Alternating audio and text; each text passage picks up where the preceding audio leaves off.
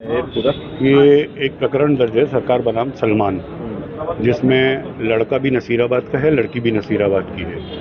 लड़की के बयान होने थे 30 तारीख को, पर 30 तारीख की रात को ही लड़की को उसके घर से उठा लिया गया और घर वालों ने ढूंढा, लड़की नहीं मिली।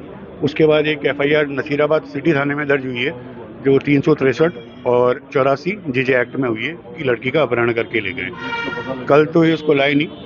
कल एक अर्जी लड़की की बुआ की तरफ से हमने लगवाई थी कि साहब ये जो है लड़की के बयान ना लिए जाएं इस तरह से। शाम को लड़की की साइन की भी अर्जी अभियुक्त के वकील साहब के जूनियर लगाते हैं कि साहब मेरे मतलब लड़की के जो बयान है वो उसके पिता की मौजूदगी में हो, और सबको पता है कि उसके पिता जो है वो मानसिक रूप से अस्वस्थ आदमी है। उसके बाद जब इन्होंने देखा कि ज़्यादा हंगामा हो रहा है तो आज ये ज़बरदस्ती लड़की को उठा के लाए और वो ज़बरदस्ती बयान कराने की कोशिश कर रहे थे, उसको रोका गया। लड़की को अभी सिविल लाइन थाने भेजा गया है, उसके परिवार वालों को भी वहीं भेजा गया है। तो अभी वो चल रहा है, नसीराबाद को हैंड ओवर करेंगे जहाँ तक हमारे वो हुई है। लड़की को ज़बरदस्ती ये लोग कोर्ट में ले जाने की कोशिश कर रहे थे, लड़की के घर वाले रोक रहे थे, जिसको ले धक्का मुक्की हुई और फिर माहौल ऐसा बन गया कि आप अगर देखा जाए तो एक तरह से मैं बोलूँगा लव जिहाद वाला मामला बन गया और फिर मारा पीटी हुई है।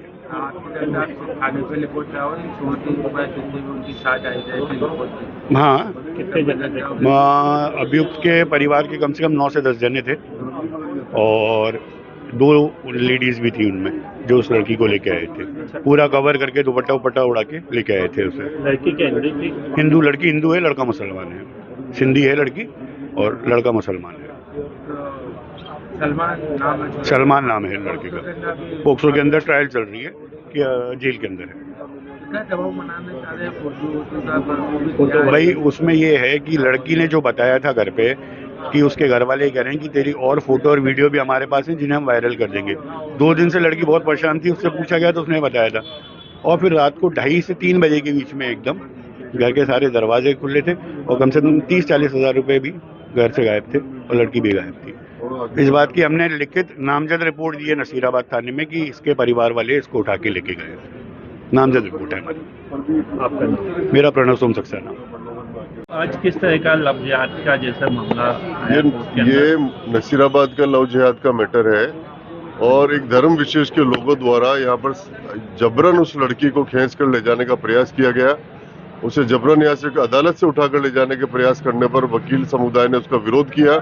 वकीलों ने उस लड़की को और उसके परिजनों को बचाने का प्रयास किया। इसका जब विरोध हुआ और लड़ाई झगड़े पर उतर गए समुदाय विशेष के लोग, तो फिर वकीलों ने उसका प्रतिकार किया और प्रतिकार जब होने लगा तो समुदाय विशेष के लोग यहाँ पर अशांति फैलाकर और भागने में सफल हो गए। पुलिस आई जब तक हमने उनको शिकायत भी दी कि इस प्रकार के सांप्रदायिकता भड़काने का और ये इस तरह का कानून हाथ में लेकर और एक बच्ची को और लव जिहाद का मैटर में इसको है उठाकर ले जाने का प्रयास हुआ है, इस पर कार्रवाई होनी चाहिए। सारे वकील समुदाय में इस बात को लेकर आक्रोश है। नसीराबाद से एक बच्ची रात को अपनी दादी के साथ सोते हुए और गायब हुई है, उसकी रिपोर्ट थाने में दर्ज है। वहाँ पर इस प्रकार का एक मैटर सामने आया है।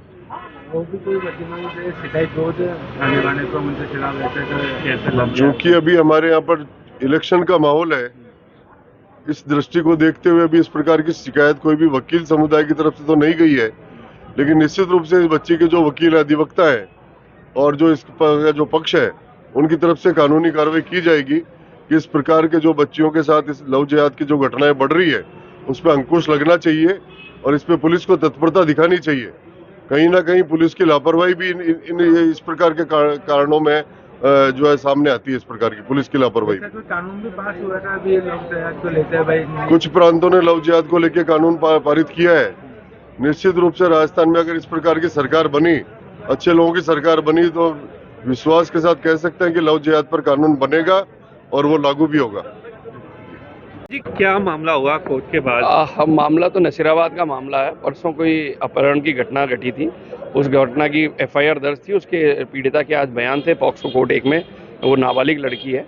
उनके परिजन आए और उनके परिजनों ने उनको छुड़वाने की बात करी और उन्होंने ये कहा कि बयान अभी क्योंकि बड़ी बच्ची है इसलिए उसके बयान नहीं हुआ। उस पर मिसअंडरस्टैंडिंग पैदा हुई और लड़का मतलब ये धर्मांतरण वाला मामला था, लव जिहाद का मामला था, ऐसा कुछ प्रतीत हो रहा था। इसलिए कोर्ट में गहमा गहमी हो गई। दोनों आपस के सामने के दोनों वकीलों में थोड़ी सी बहस हुई और उसके बाद पुलिस उनको पीड़िता को बयान कराने के लिए थाने ले गई। लड़की के माँ बाप भी हैं। लड़की के पता पड़ा है कि लड़की के परिजन यहाँ थे और लड़की के परिजन ये चाह रहे थे क्योंकि वो लड़की नाबालिग है। ऐसा सूचना मतलब प्राप्त हुई है कि लड़की नाबालिग है, इसलिए उसके बयान मतलब किसी की सरपरस्ती में हो, किसी के समक्ष पेश हो। और ये कानून भी है कि पॉक्सो कोर्ट में अगर नाबालिग के बयान होते हैं तो उसके साथ उनके परिजन खड़े रह सकते हैं। लड़का अभी जेल में बंद है, तो वो कितने यहाँ तो भी आए थे वाला बयान चेंज कराने। अब वो अभी पूरा इसका अभी तक खुलासा नहीं हुआ है, लेकिन वकीलों के अंदर मिसअंडरस्टैंडिंग पैदा हो गई थी, इस वजह से इस प्रकार का एक माहौल, एक गर्मा गर्मी का माहौल दर्ज हुआ। लेकिन मतलब जो प्रथम दृष्टया जो मालूम पड़ा है वो यही है कि लव जिहाद का मामला था। परिजन नहीं चाहते थे कि बेटी जाए, इसलिए उन्होंने गुहार लगाई।